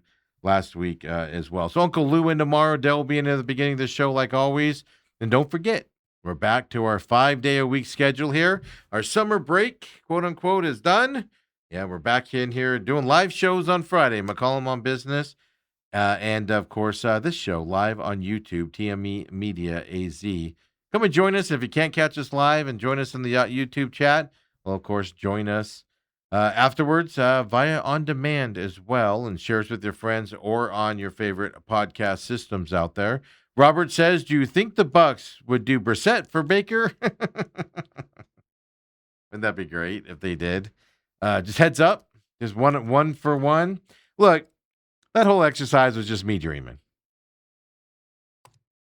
I do think, though, like, just think about the possibilities. And Baker, to me, I like Baker Mayfield. I do. I like him as a quarterback.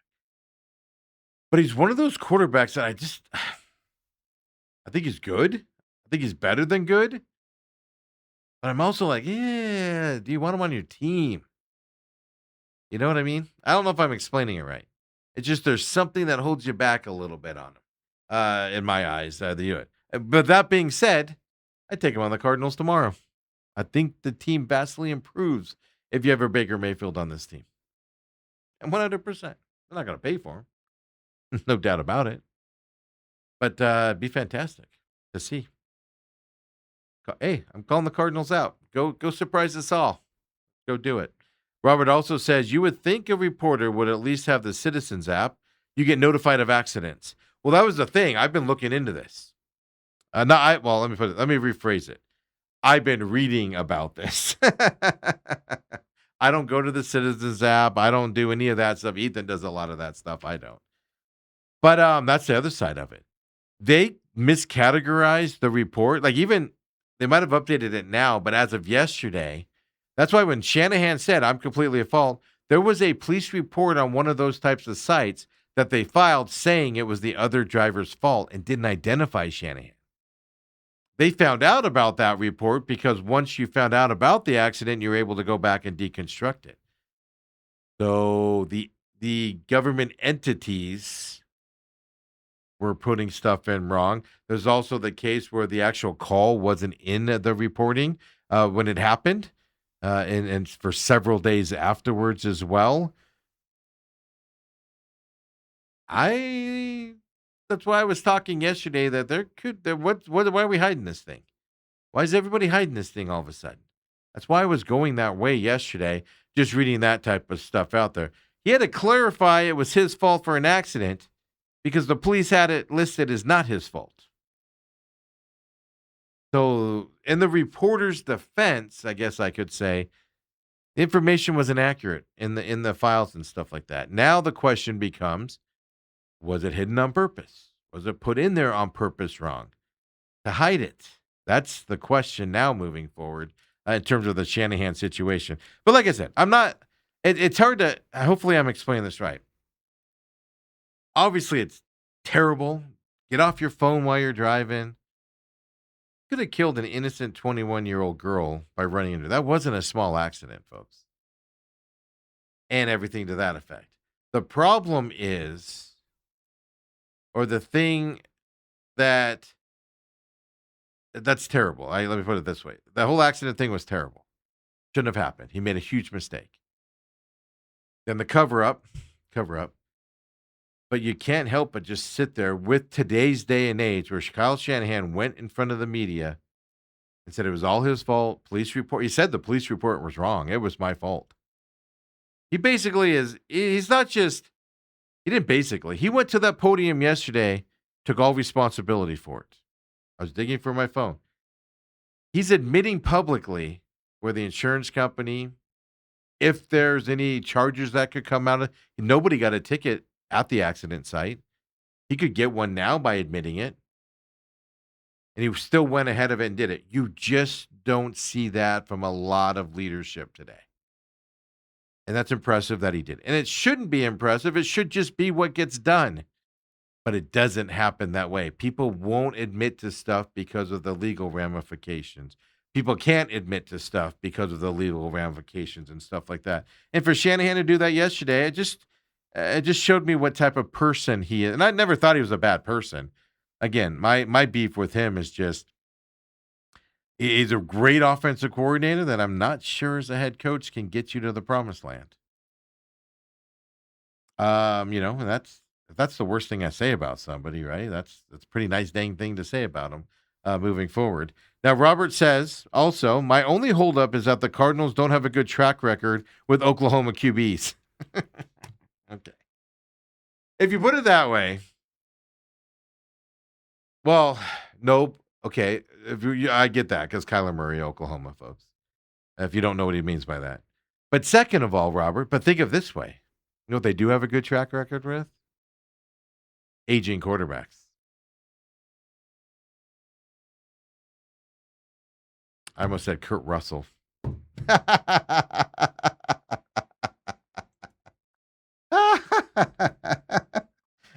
I just said Kurt Russell because that's the name that popped into my head there. In terms of aging quarterbacks the Cardinals dealt with here, my brain goes dark here on me, and Carson Palmer. I can't believe it's so funny how my mind just went blank on all these quarterbacks' names and everything. But Carson Palmer, right? Cincinnati, aging quarterback, went to the Raiders. Still had some system in him and stuff, but he was kind of, leading, going the opposite way when he got here. People didn't even want him here when he got here. Look at the way he was throwing the football and things to that effect, right? So as recently as Carson, now different regime here, offensive regime with the no biscuit, system that they had here and stuff like that. So that's interesting, right? That you can deal with, out there. So there is a history of that. Of course, don't forget Kurt Warner, obviously. I mean, he was done in New York with Eli Manning going there. He was fumbling the football and could hang on to the football and everything like that. Comes here. So if you want to, I choose to look at it that way more than Oklahoma quarterbacks. Also, Baker Mayfield is, has rehabilitated himself in the league already. Kurt Warner with the Rams was great quarterback. Does his little move around, goes to the Giants, struggles as an aging quarterback, comes here, rehabilitates. He is a rehabilitated quarterback already. Your job to keep that going once he gets here, type of a thing. Sam Bradford. He goes, Bradford too. I forgot Bradford was an uncle. Okay, never mind. No Baker Mayfield. You want to look at that? I was trying to look at the positive of quarterbacks, older quarterbacks that came here. I was thinking I was leaning that way, but now that you bring up Bradford, I take it all back. No Oklahoma quarterbacks are allowed here in Arizona ever again as well. Ethan says, Robert, I use Citizen and sometimes I don't get notified about accidents because the app can't always get the locations out there. And I'm not, I think the Citizens app is the one, doesn't that go, they monitor police calls and things like that. And that's how they get posted. But even I could tell you this, once the Niners announced it, a lot of people went back to the date of the accident and very little information at the time frame of that accident. They could nail down about when the accident happened and where the cross streets were, but not a lot of other details. Not even like who was hurt, who wasn't hurt, stuff to that effect. So that's kind of where I go on the side of why is this being hidden? Now, what I don't know is how often is that information not available? Does that happen all the time? Or was this a Coach Shanahan reason why this happened? Or does it happen all the time? I don't know the answer to that. I don't go in these circles. I don't deal with these circles. I don't know. I just know what it looks like on the surface. But regardless of all that, and like I said, I do not blame Coach Shanahan for not coming out and talking about this on the 15th, 20th, or whatever, 22nd. He was badly injured, folks. Again, my quote unquote cover up. Okay, why is the police report wrong? Why is this other stuff wrong? That's on the government side of it. Local reporters, why didn't they know about it and dig into it? Well, maybe they didn't because it wasn't put in this stuff right. Nobody could find out about it. It just happened to happen. If this happens during the season, we'll know about it right away because everybody sees the coach every day. This just happened during a break time in the NFL before the season started. That timing was right. So the local reporters maybe get a pass in this. But the NFL, ESPN, the way they reported on it, those are just where the question marks come in terms of my eyeballs on that. But I will give Shanahan all the credit in the world for stepping up to that microphone and doing what he did yesterday. It's easy not to do that. He might have even been advised by his people. Don't go up and do it, man. You're setting yourself up. You're admitting liability. You're admitting you're digging for your phone. That 21-year-old girl now has a lawsuit against you for that accident. And you just admitted it to the NFL world out there. But he stepped up and did the right thing. That's why you have insurance. That's why you have all those protections. And he still stepped up and handled it. I just can't commend him enough for doing that. You don't see that enough nowadays and stuff like that. I told you earlier, yesterday was my favorite time of year. It really is. Last year, Jerry Jones gave us the Micah Parsons conversation of, I could sign him tomorrow, but he can get hurt right away. Why aren't I protected? So maybe we don't sign him for as big of a money because then I'm out if he gets hurt. Like he did that whole conversation last year. But Jerry Jones and Stephen Jones and the Dallas Cowboys brass goes to the microphones, opening of training camp. Well, that was yesterday. Very uneventful for the Dallas Cowboys yesterday. But watching the feed there on the Cowboys YouTube page yesterday, I pulled this little clip here from Jerry Jones. And I'll just tell you this. Basically, it's the thing I take away from this is there anybody more optimistic on how their team or their business is going to look this year than Jerry Jones? His optimistic viewpoints on this, whether he believes it or not.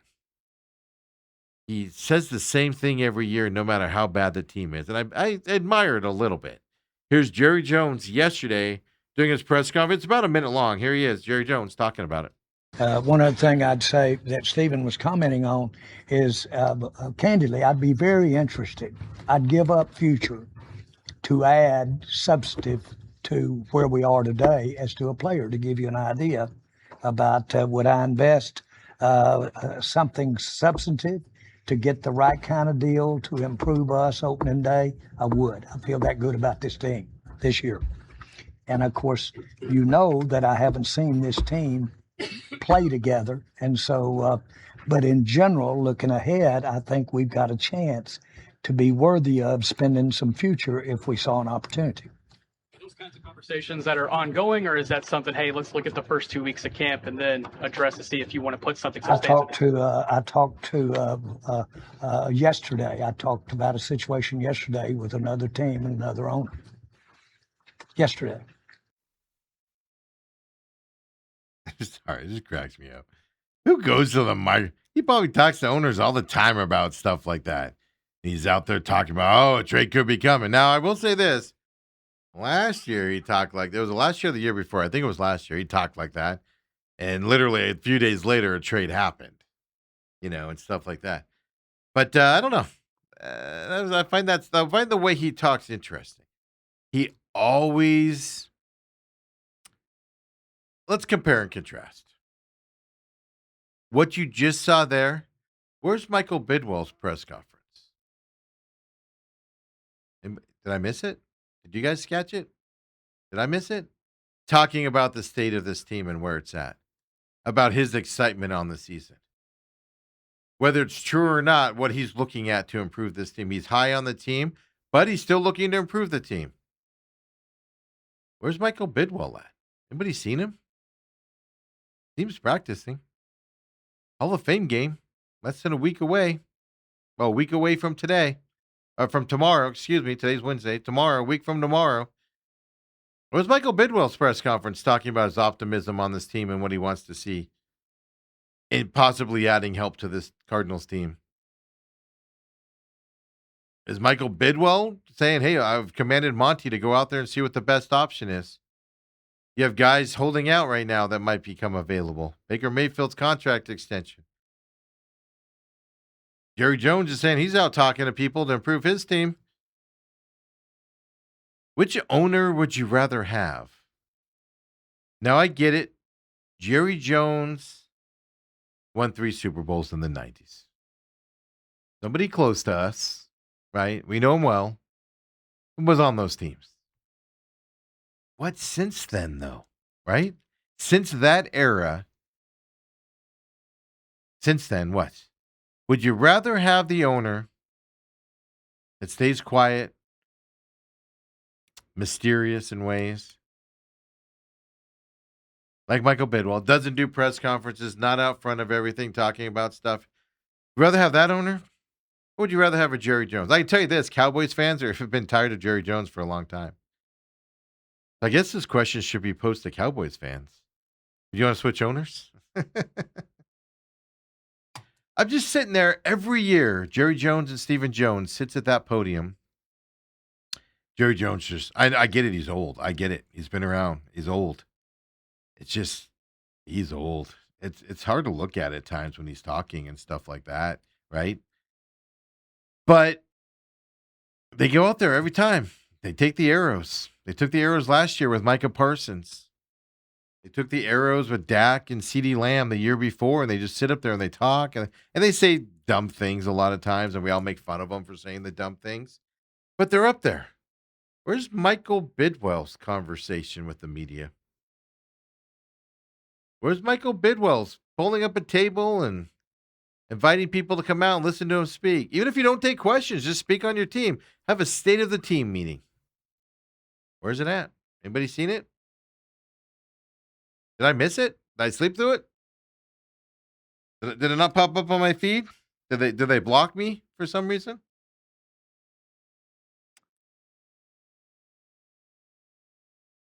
Our Cardinals ownership, folks, right?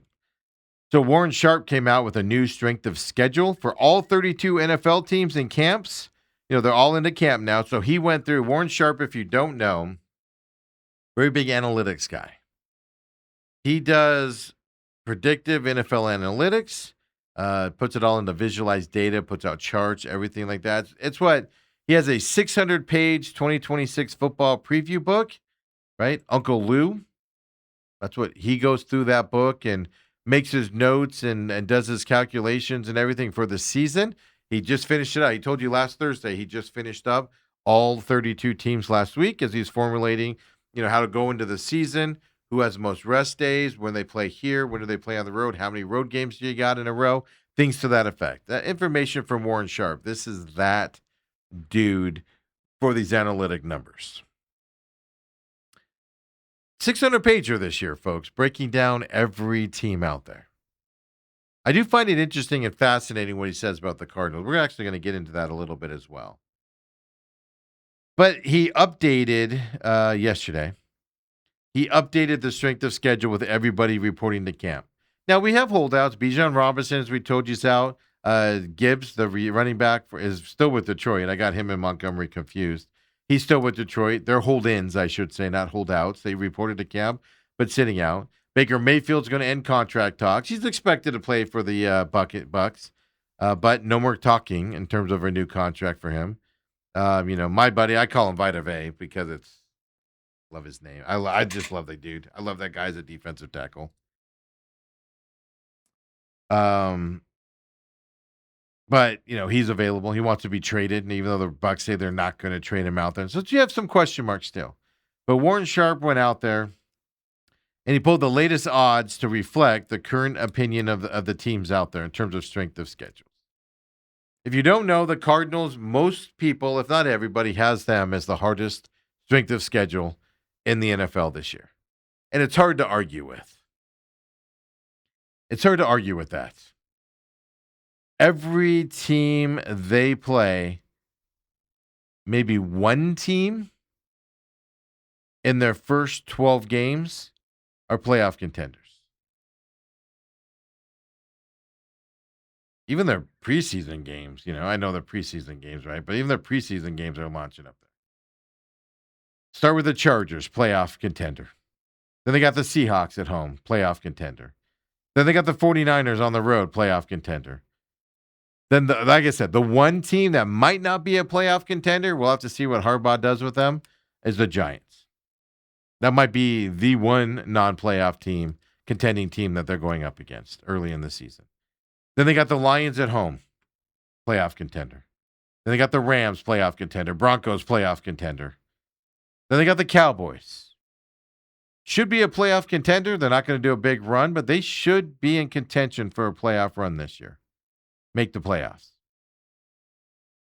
Cowboys. And partly because of their division. Now, the Eagles are probably going to win that division. We'll have to see what the Commanders rebound from last year. How healthy is their quarterback? But I think the Cowboys will be in a playoff talk as that season goes on. Then you got the Seahawks again. Then the Rams again. Then the Chiefs. Then the Commanders. As I said, lots of question marks around them. Can they be a playoff contender? Yes, they could. And by the time the Cardinals play them, they might be out of it, depending on the quarterback situation, injuries, new offensive, defensive coordinator, some other things with them. But they could be there. Then you got the Eagles, playoff contender. Jets, no. So far of their schedule, 3 teams, 2 maybe playoff contenders. Well, 3 total. 3 maybes, Giants, Cowboys, and Commanders are maybe playoff contenders. Everybody else is a playoff contender so far. Then the Jets, not a playoff contender. But that's 4 teams that they have on their schedule, folks. They play 17 games so far. Saints, that's a maybe as well. So that's 5 teams. 4 are maybe playoff contenders. 1 definitely not. Raiders, not a playoff contender. So that's 6 teams of their 17 schedule, not playoff contenders. Now they're a no, so they're with the Jets to me.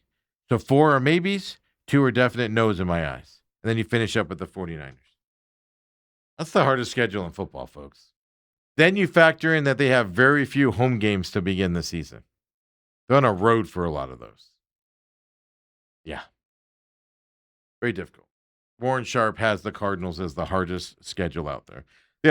He has the Dolphins second. This is updated yesterday. Dolphins second, Panthers third, which is interesting because Panthers playoff run, right? Went with Tampa Bay last year, fought to the last game of the season with them. They have a commanding hard schedule, according to what everybody's saying out there. Commanders are 4. Cowboys, 5th hardest schedule right now in terms of the analysis updated yesterday. Easiest schedules, Lions, Bengals, Saints, Jets, and Ravens.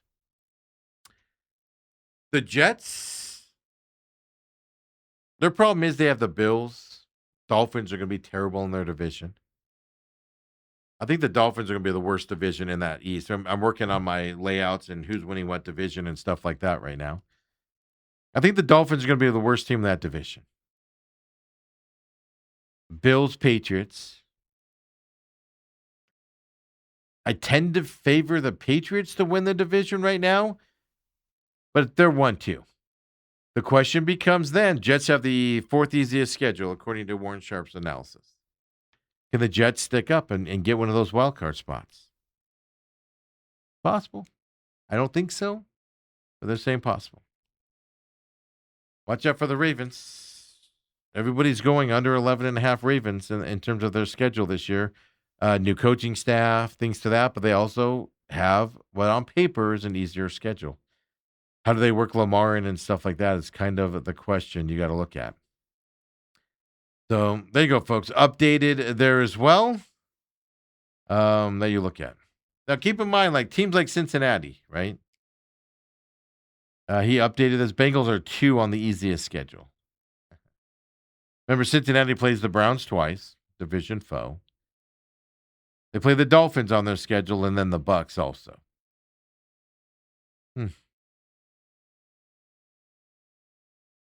The Browns, Dolphins, and Bucs, according to Warren Sharp, those teams rank in the top 4 of teams whose win totals have been bet against the most since June, by the way. Meaning they're going to underperform their win totals. They're not going to get to Vegas's numbers there on that side as well. Yeah. Football, right? NFL football coming our way out there as well that we're dealing with. We'll get more into that, of course, as we get closer. As Uncle Lou, we'll see if he has anything for us tomorrow, as well when that comes up. Robert says, if you only plan on being here for a short time, why wouldn't you give up something in the future? Legacy chasing. So I don't know this for a fact. I hesitate to say this because I don't know this for a fact. I prodded Dale on see what he's heard and things to that effect. Jerry Jones still has the power in the Cowboys organization. Stephen Jones can overrule him, a la Johnny Manziel way back in the day. Jerry wanted Manziel. Stephen overruled him. Kept him from going there on the draft pick. I think what's happening right, and I'll tell you this, Stephen Jones, think of it like baseball with the Yankees.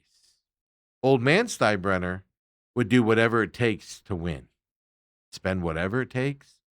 Go into debt as much as it takes. Blow up the minor league system to get somebody to help him win. He would do whatever it takes.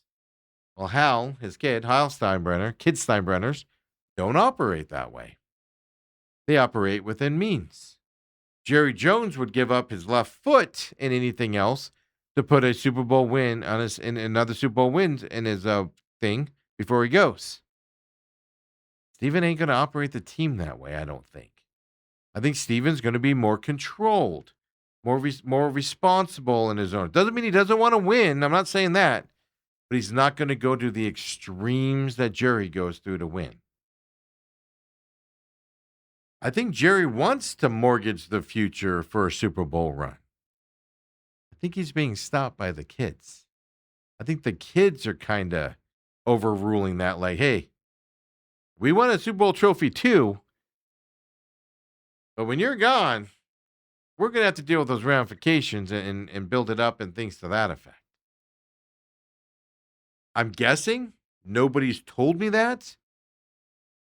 Just putting some nuggets together that I've heard from people. Not Dale. I've had Dale up on this as well. Over the last several years, just trying to see like what he thinks he would do, and things to that effect. I just think the kids have enough power that they're able to stop that mortgaging of the future. So when you hear that clip from Jerry, I talked to somebody yesterday because I agree with you, Robert. I'm 80-something years old. I know I only have a few more years left on this planet, let alone playing the Cowboys, owning the Cowboys and being in charge of the Cowboys. Like, even if he lives another 10 years, I'm just throwing out a number, he's eventually going to have to turn over this whole team to his kids. He can't be running into that. Just like Bill Bedwell did and gave it to Michael and had Michael run it. He was still around and still had a say and stuff into that, but they ran it. But if I was Jerry Jones, I don't care. I'm not going to be here. Let's sell our souls right now to go win another championship. So that's what tells me the kids might have something to say about that. Hey, wrap up the show here with this, folks. I know training camps are all in now. Everybody's reported. First preseason game, Hall of Fame game, which I normally don't care about, but obviously. The thing I like about the Hall of Fame game is not the football on the field. This year, I'm going to pay attention because Carson Beck will get the start. Carson Beck will get some playing time, right, as a rookie. You'll see no veterans in that Hall of Fame game. No Walter Nolans. No starting offensive linemen. Nobody will start in that first game on Thursday night Hall of Fame game. Carson Beck will. I want to see what Carson Beck can do. He'll get a lot of playing time. But also the thing I love about the Hall of Fame game, just the interviews with the Hall of Fame guys. They bring them in, between commercial breaks. They talk to them, set it up. Obviously, the focus for us as Cardinals fans and Cardinals people here in Phoenix is Larry Fitzgerald. That's what we're most interested in.